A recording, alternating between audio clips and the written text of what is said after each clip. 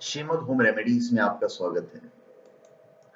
और हम आपको बताएंगे संतोषी माता के बारे में, उनका व्रत करने के क्या फायदे हैं उसके बारे में, और कैसे करना चाहिए, उनकी विधि क्या है और उद्धापन कैसा करना चाहिए। ये सारी चीजें मैं आपको इस वीडियो में बताऊंगा। संतोषी माता जो देवी है, आपने एक फिल्म देखी होगी, संतोषी माता आई थी बहुत सालों पहले और काफी हिट हुई थी वो। संतोषी माता हिंदू धार्मिक मान्यताओं के अनुसार उनके पिता गणेश और माता रिद्धि सिद्धि थी। इनका जो व्रत है वो शुक्रवार को किया जाता है। संतोषी माता का जो व्रत है, इसको करने से सुख, शांति और मनोकामनाएं पूर्ण होती है। कोई भी शोक, विपत्ति और चिंता और परेशानी आपको दूर हो जाएगी। संतोषी माता का व्रत 16 शुक्रवार करने के बाद उसका उद्यापन करना चाहिए। अभी वो करने की मैं विधि आपको बताता हूँ। सूर्योदय से पहले उठकर घर की साफ सफाई इत्यादि सब पूर्ण कर लीजिए। स्नान के पश्चात घर में किसी सुंदर जगह पर संतोषी माता का चित्र या प्रतिमा स्थापित कीजिए। संतोषी माता के सम्मुख एक कलश जल भरकर रखिए। कलश के ऊपर एक कटोरा भरकर गुड़ और चना जरूर रखना चाहिए। फिर माता के समक्ष एक घी का दीपक जलाएं। माता को अक्षत, फूल, सुगंधित गंध, नारियल, लाल वस्त्र की चुनरी अर्पित कीजिए। संतोषी माता को गुड़ और चने का भोग लगाएं। गुड़ और चने का बहुत महत्व है संतोषी माता के व्रत में। संतोषी माता का जय बोलकर आपको कथा जरूर सुनना है। संतोषी माता का कथा सुनने वाले और करने वाले दोनों को बहुत फायदा होता है। इस व्रत को करने वाला तथा कहते और सुनते समय हाथ में गुड़ और चना जरूर रखें आप। कथा की समाप्ति के पश्चात श्रद्धा पूर्वक सपरिवार उनकी आरती कीजिए।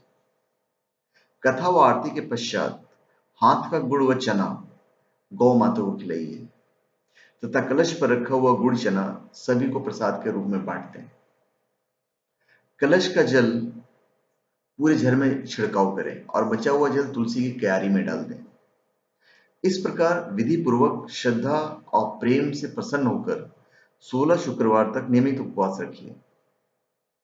शीघ्र विवाह की कामना या कोई भी जो आपकी मनोकामना है वो आपके जरूर पूरा होगी और मनोवांछित फल आपको मिलेंगे। और स्त्री और पुरुष दोनों पे ये समान नियम लागू होता है।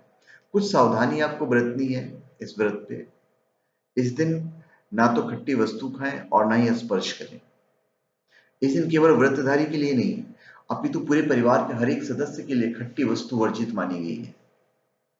इसलिए घर में खट्टी वस्तु बननी ही नहीं चाहिए। खट्टी वस्तु का यहाँ तक प्रयोग वर्जित माना गया है कि पूजा और घर में खट्टे फलों का भी इस्तेमाल नहीं करना चाहिए। और परिवार में ही नहीं, अपितु किसी बाहरी व्यक्ति का भी इस दिन खट्टी वस्तु नहीं देना चाहिए। अभी इसका जो उद्यापन है, इस व्रत की समाप्ति, वो कैसे करना है वो मैं आपको बता देता हूँ। 16 शुक्रवार का व्रत करने के बाद अंतिम शुक्रवार को व्रत का उद्यापन करना चाहिए। इसके लिए आपको 8 लड़कों को भोजन के लिए आमंत्रित कीजिए। 2.5 सेर आटे का खाजा, 2.5 सेर चावल की खीर और 2.5 सेर चने के साग का भोजन पकाना चाहिए। यह भोजन बालकों को बहुत ही श्रद्धा और प्यार से कराइए तथा केले का प्रसाद दीजिए। भोजन के पश्चात उन्हें यथाशक्ति दक्षिणा दें। दक्षिणा में उन्हें पैसे न देकर कोई वस्तु दीजिए तो बेटर रहेगा और वो देकर उनको विदा कीजिए। इस प्रकार विधि विधान से पूजन करने से माता प्रसन्न होकर अपने भक्तों के दुख और दारिद्र को दूर करती है और उनकी सारी मनोकामनाएं पूर्ण करती है। धन्यवाद। आप हमारे चैनल में सब्सक्राइब करें और अपने कमेंट दीजिए। धन्यवाद।